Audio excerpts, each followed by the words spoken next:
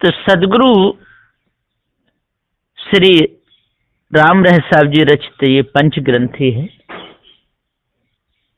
इसमें गुरुदेव की दया से क्रम नंबर 90 तक टीका पूर्ण हुआ है। अब आगे चलेगा। संत गुरुजन दया करके सत्य का ही उपदेश देते हैं और भ्रम भूल कल्पना विषय वासना मोहमता आसक्ति से बचाते हैं। तो यहां पर कहा है, बिना सुधारे भरम न जाई, यम के फंदा रहे अरुझाई। क्रम नंबर 91। साहब कहते हैं कि बिना सुधारे भरम न जाए। जब तक सुधार की बात नहीं कहेंगे तब तक भरम जाता नहीं है। जब तक हम दही को नहीं मथेंगे तब तक मक्खन निकलता नहीं है। जब तक लकड़ी पर छेनी हथौड़ी बसूली नहीं चलाएंगे तब तक कुर्सी मेज टेबल बन नहीं सकते। जब तक लोहे पर हथौड़ा नहीं बजाएंगे तब तक उसके औजार नहीं बन सकते। इसी प्रकार से साधु जीवन में जब तक कसौटी नहीं सहेंगे तब तक पक्के साधु हो नहीं सकते।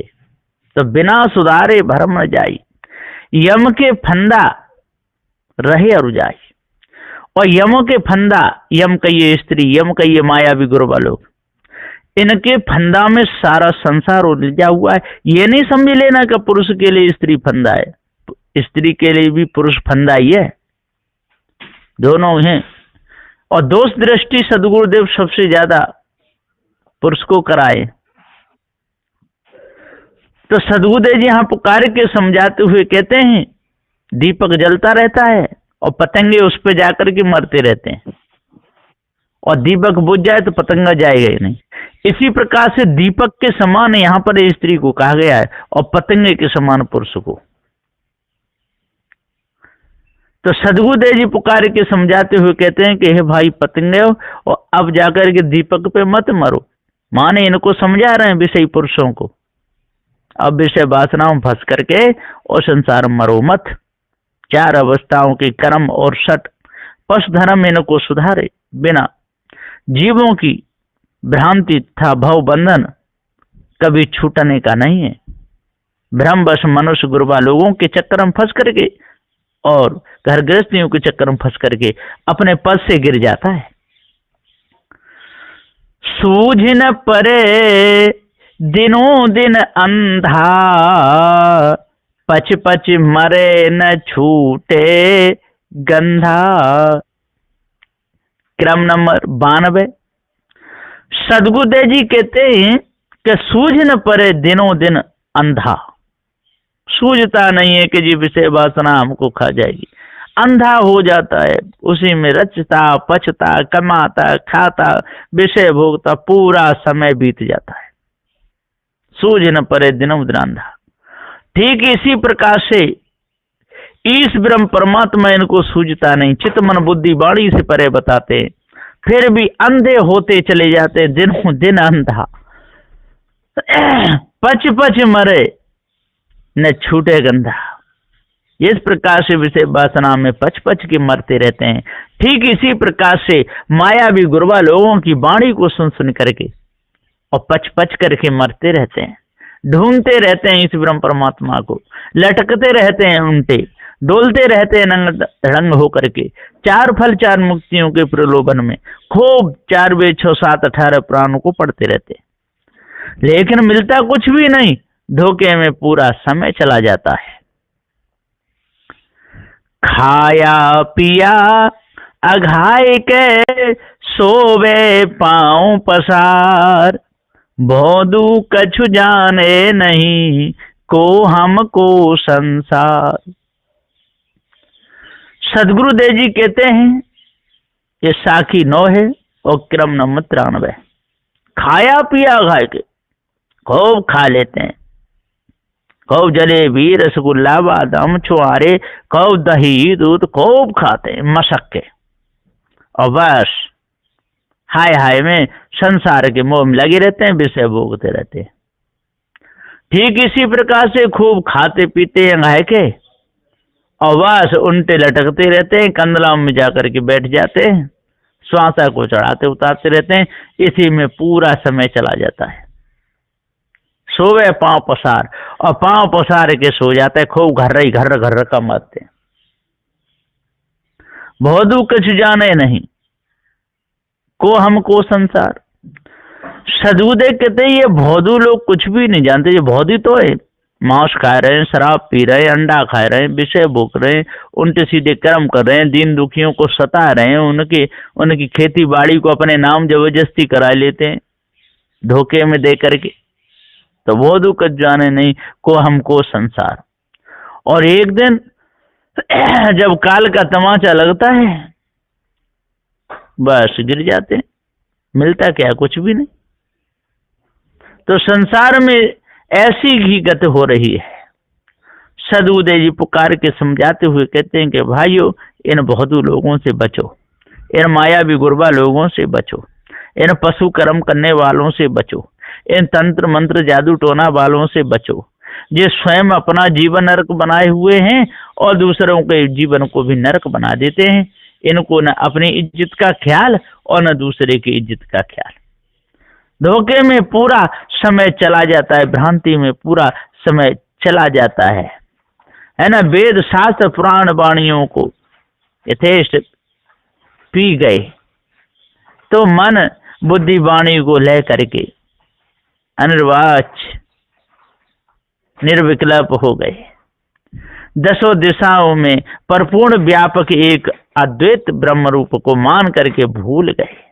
परमहंस दशा बाल पिशाच आदि धारण करके पशु भांति इन्होंने अपना जीवन गमा दिया। जड़वत अजगर पथ पड़े रहे, ब्रह्म ज्ञानी विज्ञानी बन करके दूसरों को भी भरमाते भुलाते रहे। अहम ब्रह्मास्मि कह के करके, आत्मा ब्रह्म कह के करके, तत्वमसि कह करके, प्रज्ञानम ब्रह्म कहकर भुलाते रहे।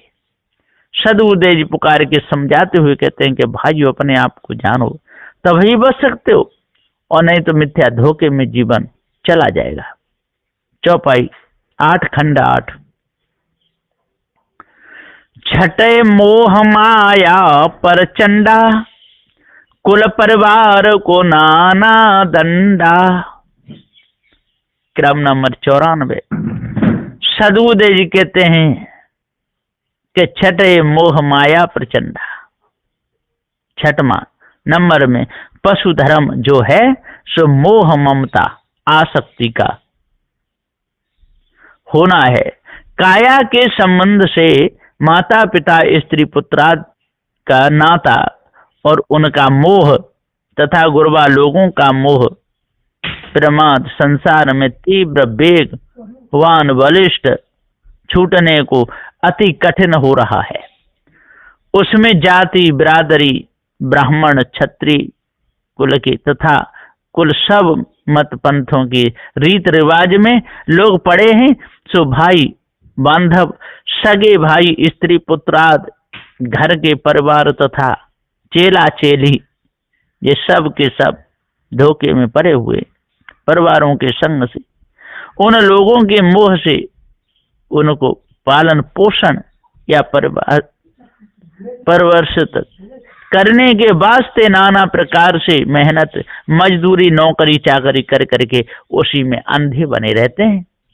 कुल परिवार को नाना दंडा और बहुत दंड भोगते रहते हैं। यदि दूसरी बिरादरी में खा लिए तो उनको छेक देते हैं, बहुत भोगते हैं। कोई बात होगी सब इकट्ठे होके आ जाते हैं। तो इसी में पूरा समय चला जाता है, मिलता कुछ भी नहीं। सदबुदेव जी आगे कहते हैं, सो परिवार स्वप्न को साथी झूठा नेह देह कुल जाति। क्रम नंबर 95। सदगुरुदेव जी पुकार के समझाते हुए कहते हैं कि 100 परिवार स्वप्न को साथी, ये सारा परिवार स्वप्न का साथी है। इनके साथ में कुछ करो तो ये अपना मानते हैं, नहीं करो तो नहीं मानते हैं। और एक दिन जोड़ा हुआ धन सब गड़ा रह जाता है, बने हुए मकान सब खड़े रह जाते हैं, कोठी बंगले ये सब हाथी घोड़ा सब बधे रह जाते हैं। 100 परिवार स्वप्न को साथी। जब तक उनके पीछे लगो तब तक तो वे अपना मानते हैं, और यदि हाथ पैर थके तो कोई नहीं पूछता। झूठा नेह देह कुल जाति, और ये झूठा नेह लगाया है, और देह भी एक दिन ये छूट जाएगी। कुल जाति, और जो हमारा कुल बड़ा है ये भी अभिमान बेकार, और जाति हम फलानी जाति के, ये सब बेकार की बात है।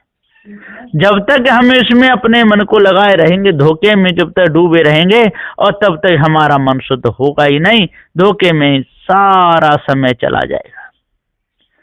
तासो नेह नहीं दृढ़ कीजे, जीव है एक कहाँ कहाँ दीजे। क्रम नंबर 96।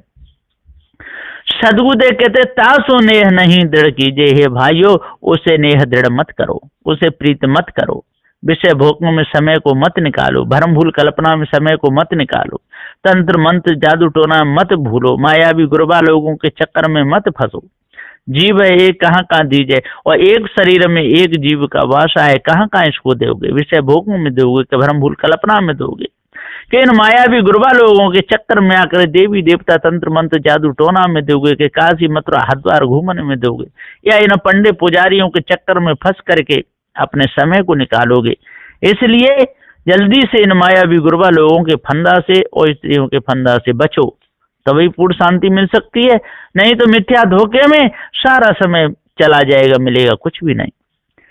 देना कई के संगी कहिए, तेहि कारण नाना दुख सहिए।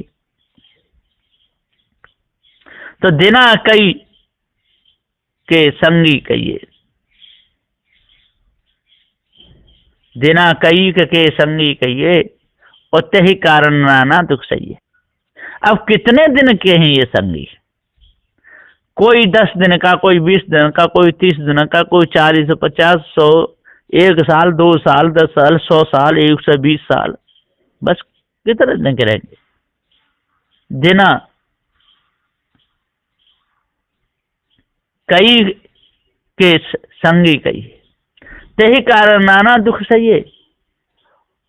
और उनके कारण इतने दुख सहते रहते हैं कि बहुत ज्यादा, मिलता कुछ भी नहीं, सारा कचूमर संसार में निकल जाता है, फापानंद रह जाते हैं। फिर गई ईख निकल गई छोई, कहीं कबीरा भक्त न होई, बिल्कुल बर्बाद हो जाते हैं। विषय वासना में भरम भूल कल्पना में लग करके सारा जीवन चला जाता है। जिनके वास्ते तुम जिस हेतु से नाना दुख सहते हो, सो कोई तुम्हारे हितकारी नहीं है। अध्यासी मूढ़ निर्जीव अभी भी यहाँ नाना दुख सहते हैं, और फिर देह छोड़कर 84 योनियों में जाकर के अनेक दुख ही सहते हैं। मिलता कुछ भी नहीं, धोखे में समय चला जाता है। पुण्य सो इनकी मोह बहोरी, 84 राखें बर जोरी। क्रम नंबर 98। सदगुरुदेव जी पुकार के समझाते हुए कहते हैं कि पुण्य सो इनकी मोह बहोरी। पुण्य पुण्य उसी मोह में अपने पूरे समय को बर्बाद कर देते। 84 राखें बरजोरी, और ये सब 84 में घुमाते रहते हैं। बरजोरी माने जबरदस्ती, घुमड़ा घुमड़ा के उसी में गिरते रहते हैं। जिस प्रकार से दीपक जलता रहता है और घुमड़ा घुमड़ा करके कीड़े पतंगे उसी के ऊपर गिर गिर के मरते रहते हैं, इसी प्रकार से संसार का चक्कर ये विषय वासना भरम भूल कल्पना का चल रहा है। और नर नारी अपने आप को न समझ पाते, इसलिए घूम घूम करके विषय वासना भरम में ही गिरते रहते, जल जल करके मर जाते हैं। फिर स्त्री पुत्र धन परिवारों का मोह और देवी देवता ईश्वराद वाणी कल्पना मोह नरजीवों को भावबंधन में उल्टा कर बारंबार जबरन खींच के 84 योनियों में ही डाल रखता है। अध्यास बस ये जीव अपने आप को भूला ही रहता है। सदगुरुदेव जी कहते हैं, बहुत कष्ट के दाम कमावे, सो सब विषयन के फंदे उड़ावे। क्रम नंबर 99। सदगुरुदेव जी कहते हैं कि बहुत कष्ट करते हैं लोग, कहां कहां जाते हैं, पत्थर फोड़ते हैं, मकान बनाते हैं, देश विदेश में जाते हैं, भूखे प्यासे रह रह करके और धन कमाते हैं, बहुत कष्ट के दान कमावे। और फिर यदि कोई ऐब लग जाए तो शराब पीने में, अंडा खाने में, मांस खाने में, है ना, वेश्यालयों में जाते हैं, रंडीबाजी में सारे पैसे को उड़ा देते हैं नाच गाने में।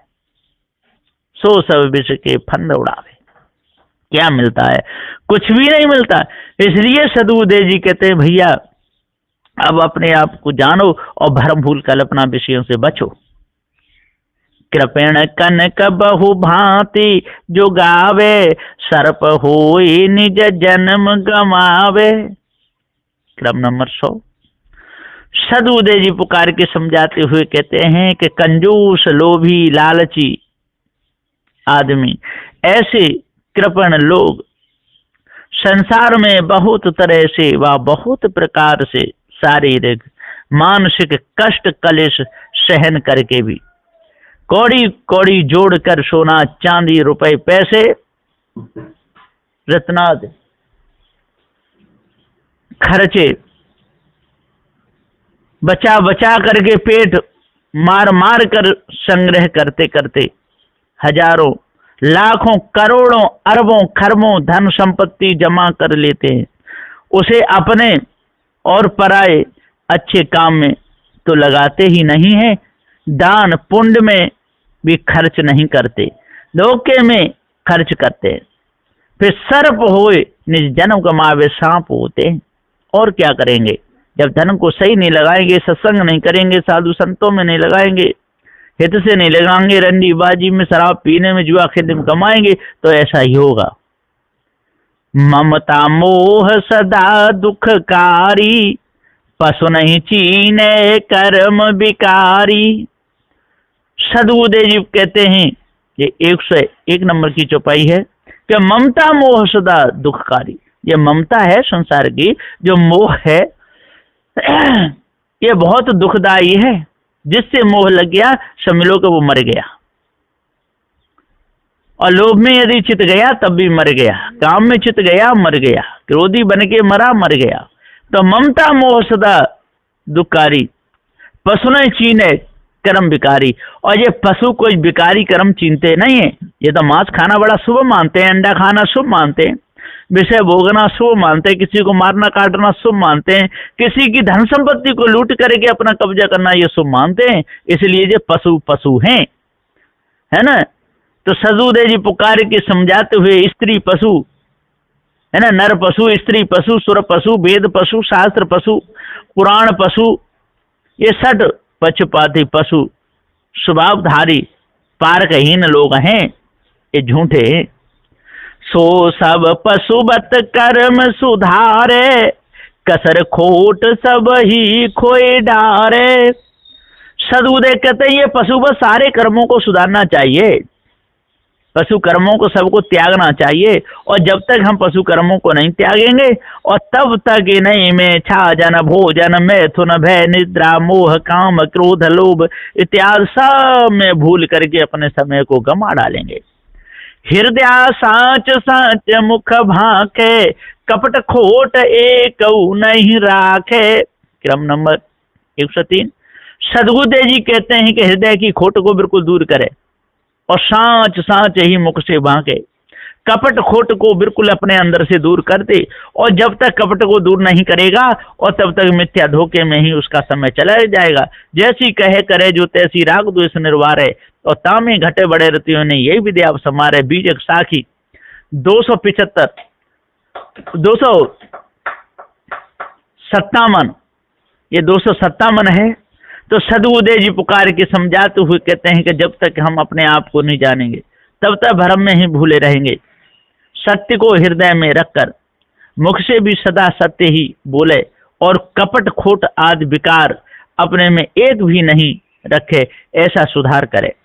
कोई बात कहे नहीं कांची, बोल अडोल भाखे सो सांची। और कोई भी बात ऐसी नहीं कहे जो कच्ची हो, दूसरा पकड़े और सभा में सुन करके सिर नीचा करना पड़े। कोई बात कहे नहीं कांची, क्योंकि इस ब्रह्म परमात्मा में है ही नहीं तो उसको कोई सिद्ध कर पाएगा ही नहीं, और अभी तक हुआ भी नहीं।